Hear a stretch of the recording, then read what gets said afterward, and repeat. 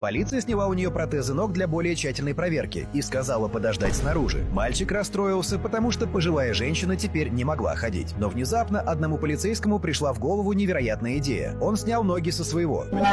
Медведи стирают и съедают кожу у одних рыб, а у других только мозг. Все остальное они просто выбрасывают и отправляются ловить новых. Это происходит, когда лосося слишком много и медведям легко его поймать. Мясо рыбы содержит мало жира, а переваривание костей требует времени и энергии, поэтому они выбирают только самые жирные части, богатые калориями и легко усваиваемые, а остатки дочисто подъедают птицы и другие рыбы.